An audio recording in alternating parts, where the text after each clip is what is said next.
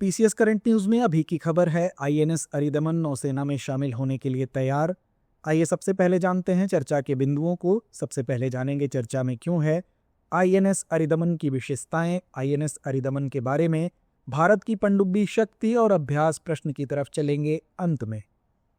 आइए सबसे पहले जानते हैं ये चर्चा में क्यों है। तो हालिया खबरों के अनुसार भारत की तीसरी परमाणु संचालित बैलिस्टिक मिसाइल पनडुब्बी आईएनएस अरिदमन नौसेना बेड़े में शामिल होने के लिए तैयार है।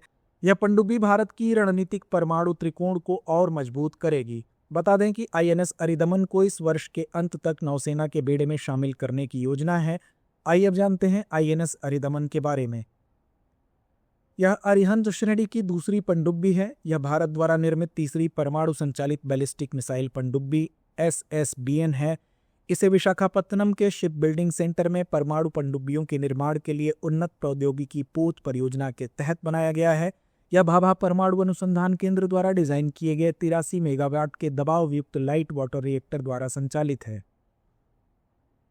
आइए अब नजर डालते हैं आईएनएस अरिदमन की विशेषताओं पर।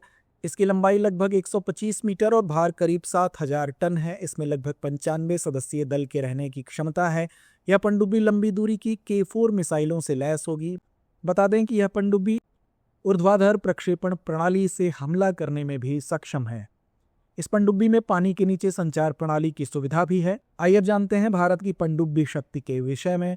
भारत के पास वर्तमान में 15 डीजल इलेक्ट्रिक और 2 परमाणु बैलिस्टिक पनडुब्बी है, लेकिन अधिकांश पनडुब्बियां 25 वर्ष से अधिक पुरानी हैं। भारत की पहली परमाणु पनडुब्बी आईएनएस अरिहंत 2016 में कमीशन्ड हुई, जो देश को परमाणु प्रतिरोध क्षमता संपन्न बनाती है। भारत के पास 3 प्रमुख पारंपरिक डीजल इलेक्ट्रिक पनडुब्बी वर्ग हैं: Shishumar class, Sindhu Ghosh class, Kalvari class. तो आइए अंत में नोट करते हैं आज का अभ्यास प्रश्न। निम्नलिखित कथनों पर विचार कीजिए। पहला कथन है, आईएनएस अरिदमन भारत की पहली परमाणु संचालित बैलिस्टिक मिसाइल पनडुब्बी है। दूसरा कथन है, इसे विशाखापत्तनम के शिप बिल्डिंग सेंटर में उन्नत प्रौद्योगिकी पोत परियोजना के तहत बनाया जा रहा है। तीसरा कथन है, यह भाभा परमाणु अनुसंधान केंद्र द्वारा डिजाइन किए गए 83 मेगावाट के दबाव युक्त लाइट वाटर रिएक्टर द्वारा संचालित है। चौथा कथन है, भारत ने अब तक केवल एक ही परमाणु बैलिस्टिक पनडुब्बी का निर्माण किया है। नीचे दिए गए विकल्पों में से सही उत्तर का चयन कीजिए। ए केवल 1 और 4 सही हैं। विकल्प बी केवल 2 और 3 सही हैं। विकल्प सी केवल 1, 2 और 3 सही हैं, या विकल्प डी सभी कथन सही हैं। तो इस प्रश्न का जवाब कमेंट बॉक्स में देना ना भूलें। धन्यवाद।